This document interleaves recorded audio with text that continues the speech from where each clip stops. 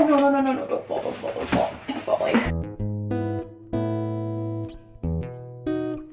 Hi guys, I'm Amy. Welcome back to my channel, and I gotta be honest with you guys. I have another book haul for you because the book shopping season is not over yet, apparently.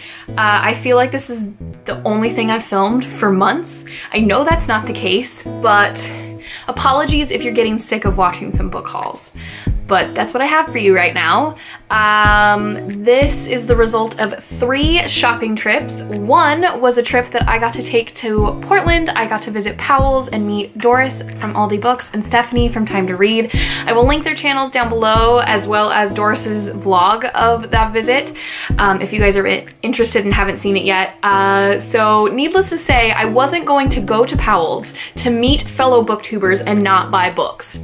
So I did, and there's also a book from that trip that I bought on the way home, on the drive home with my mom. And then the other stack of books is from my local used bookstore. That is my favorite bookstore to shop at, in which I have turned in a bunch of books recently, so I have a lot of credit. And so I've been purchasing some books there as well that just apparently really needed to come home with me. But if you guys are interested in the books that I've added to my shelves, go ahead and keep on watching. We will start with the picks from the used bookstore here locally, and the first book I wanted to share with you is probably one of the books that I'm the most excited about.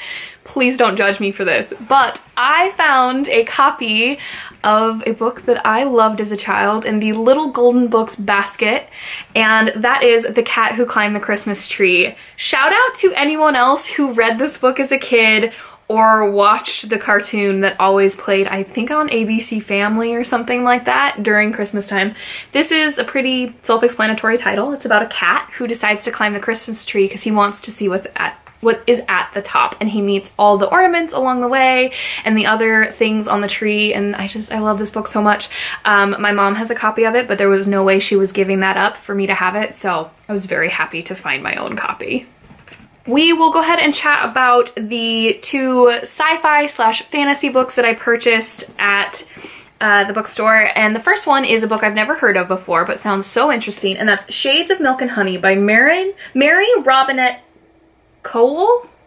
And this book is described as like wandering into a secret picnic attended by Pride and Prejudice and Jonathan Strange and Mr. Norrell. Shades of Milk and Honey is precisely the sort of tale we would expect from Jane Austen if she lived in a world where magic worked. So the ladies in the story are still looking for eligible husbands, but there's magic involved. Sign me up. I brought it home. And the other book is a classic sci-fi well, not sci-fi, science fiction, excuse me, and that is Kindred by Octavia E. Butler. I just have seen this book everywhere lately, and I've never read her before, and people love her. So I needed this book to be in my life.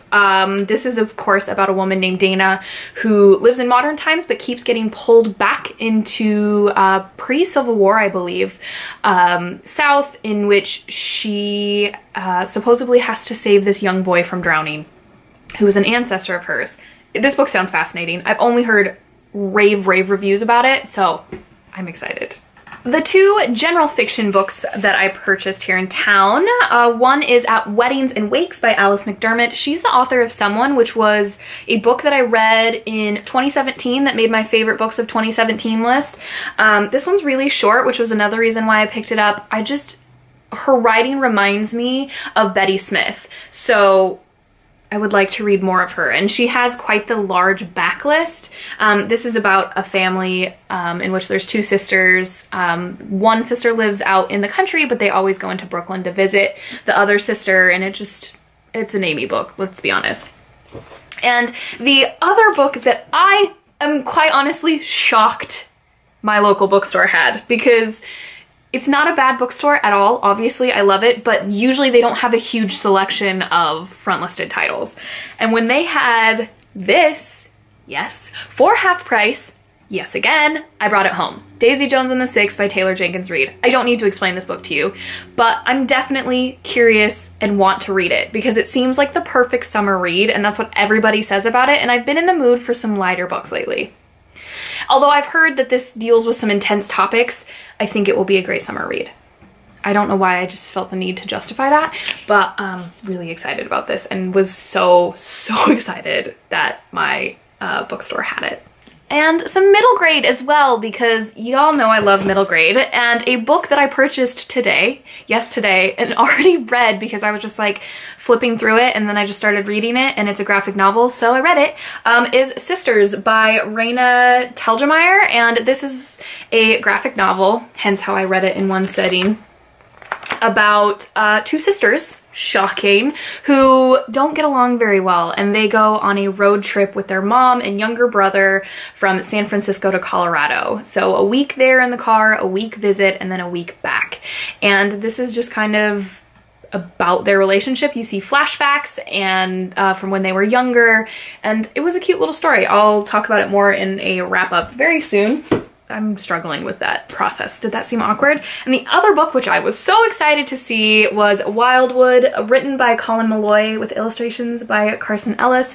They are a couple that live in Portland, and this is a book that takes place in Portland. So a local story, which is really neat, having to do with a wood on the a forest. Excuse me. I don't know why I said it like that. A forest on the outside of town, and it seems a bit fantastical, and this is a book that always aesthetically has like appealed to me, and it was $5. I mean, come on, $5. If you guys have read this, let me know what you thought about it. It's also a series, so that's kind of cool. Hopefully I will get to that one soon. These next four books more appropriately fit into the young adult category, although some of them I think kind of ride the young adult middle grade category, especially this one. This is Fever 1793 by Laurie Hulse Anderson. This was a book that I read when I was in, I'm pretty sure I was in elementary school when I read it, and I loved it. I don't remember a whole lot about it, but I figured that I should just grab it because I do vividly remember having a copy of this book as a kid. I don't have it anymore, obviously. But this is about Maddie Cook, and this is what happens when disease destroys their town, and I might give it a reread because I really did love this book. And then I also picked up a copy of The Boy in Striped Pajamas by John Boyne. I read A Ladder to the Sky by him, my first experience reading him, and really enjoyed it. And this is a book that most people know him by. I know this book is gonna gut me. It's gonna rip my heart out, put it in a blender, smash it, all of that. But I wanna read it. It's gonna be a quick read. It's gonna be a really quick read. And I'd like to know what this book is really about. I mean, I know what it's about. It's about a little boy in a concentration camp, but we'll see how that one goes. And then I also found this gorgeous copy of Shadow and Bone by Leigh Bardugo. This is the first book in the Shadow and Bone trilogy in the Grishaverse. I bought the series for a friend last year for her birthday, and she loved them. And I've really been in the mood for like YA fantasies right now. And I think, again, that's just because it's the summer and they're quick and fun to read. And I know a lot of people really like Leigh Bardugo, and I haven't read her yet. And the last of the bunch is technically new adult, I believe. And this is a book that I read again when I was probably in high school, I would say. And that is The Morning Gift by Ava Abatson. And I remember parts of this book, which says something. I have 3 of her books now, all of which that I read when I was in high school. I really enjoyed her writing. A Countess Below Stairs and A Song for Summer. This is about a woman who doesn't leave Vienna before the Nazis come through. And so she enters a marriage of convenience to keep her safe with a professor that she's taking classes from.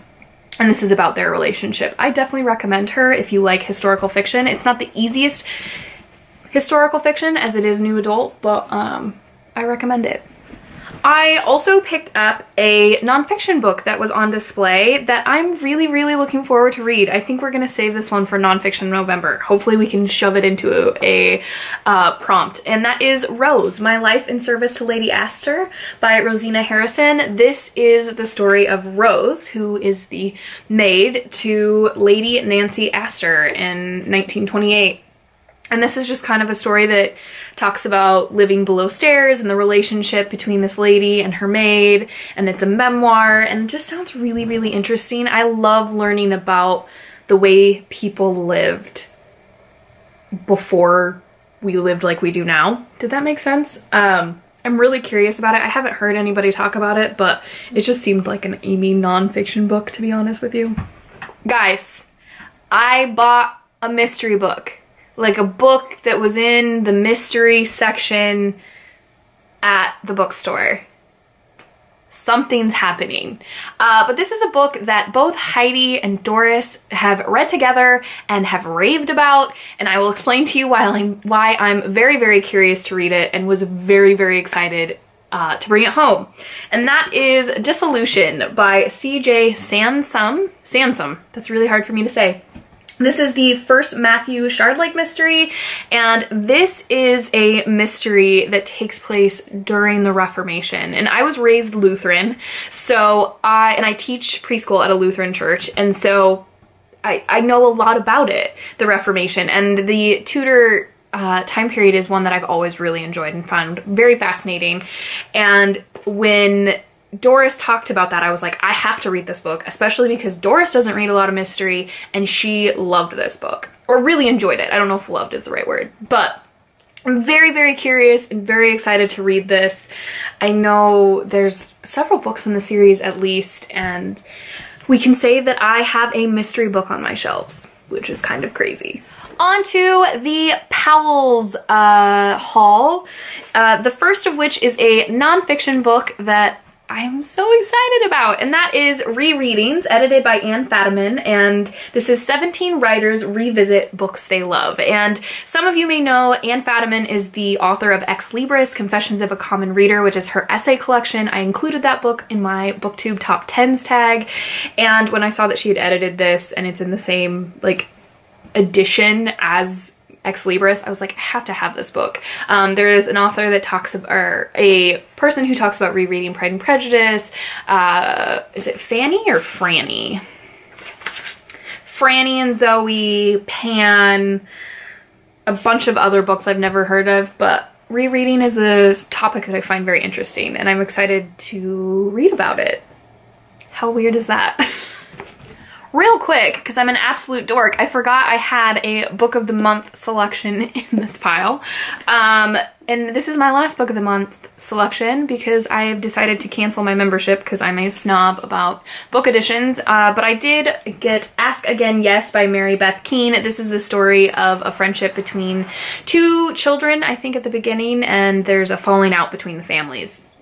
Checks a lot of boxes for me, and I know people have been enjoying this, not loving it, but I have a feeling that we'll be seeing it potentially on the BookTube prize next year, so I figured it would be not a bad idea to have a copy. But let's get back to the Powell's books, shall we?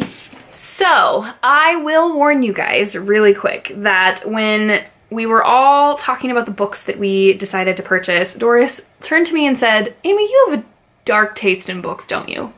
And yes, I do. This is something that I've discovered about myself ever since reading The Butcher's Hook. I like dark things. And this haul really, really exemplifies that. So the first of these is My Absolute Darling by Gabrielle Talent. This is the story of a 14-year-old girl, yes, named Turtle, who has a very interesting relationship with her father. It's very turbulent. He is abusive, I believe, in a variety of ways, and this is her story. And when I believe she meets another boy, meets a boy, yes, and I'm very, very excited to read this book. I've heard a lot of really incredible things about it. Doris said she really enjoyed it, and I think it takes place in the Pacific the Northern California coast, so I don't know if you consider that the Pacific Northwest, but I was excited to find that one and bring that one home. And then Doris also convinced me to buy My Sister the Serial Killer by Oyinkan Braithwaite. Everyone's been reading this book. I don't think I need to talk about it, but I had no idea this book was so little. Guys, look how little this book is. It's teeny. It's so teeny. So it was pretty cute, and the cover's cool. This is a book that I wasn't sure I was gonna pick up and read just because it doesn't seem like my typical type of read, and not because it's dark, but it just didn't seem like an Amy book. But Doris really, really enjoyed it. Britta Bowler really enjoyed it, and I've been hearing enough things about it and people's interpretations of it that I decided I needed to give it a shot. It'll be interesting to see what I think of it when I get to it, but Doris convinced me of this, so we'll see how that one goes. I also picked up The Pisces by Melissa Broder. This is another one that's been getting a lot of buzz lately. This is about a millennial woman, I would say, who is just kind of struggling with life, and something about a merman, I think. There's been mixed reviews on this one, but sometimes that intrigues me more. So I'm excited to pick this one up as well. Another Doris-inspired purchase was Salt Houses by Hala Alyan. That's the second time I've struggled with that. And this is about several generations of a Pakistani family. And it's about a woman who kind of reads her daughter's future on her wedding day and doesn't see wonderful things, but doesn't tell her about it. And this cover was just gorgeous, and Doris said it was good, so I bought it. The last book that I purchased at Powell's was See What I Have Done by Sarah Schmidt. This is a Lizzie Borden fictionalization. For those of you who don't know, Lizzie Borden is a woman who in 1892 was put on trial for murdering her father and stepmother, and I've heard really, really good things about it. I know Simon really liked it, and it just, again, it seems like an Amy Reed. Another really great dark read that I decided I needed. The last book that I picked up on my Portland trip was at a discount bookstore at a outlet mall that my mom and I briefly stopped at on our way home, and I just had to bring home Jane Steele by Lindsay Fay. You guys know this is a Jane Eyre retelling in which Jane is a serial killer. There's a theme to murder here, guys. I don't know what this says about me, but you guys know I love Jane Eyre. It's a really, really incredible book, and I'm excited to read a retelling of it. So, brought this one home too, because why the heck not? There you have it, guys. There's a really, really long book haul, because that's a lot of books. That's a large stack of books. I have read some of them, but that's just like a small amount of them. But if you guys have read any of these books, let me know your thoughts. Did you like them? Did you not like them? Did you hate them? Did you forget about them? Whatever it is, let me know. Or if you think there's a book that I should get to right away, also let me know that. But if you guys like this video, please like it. And if you loved it, please subscribe. And I will see you in my next video. Happy reading!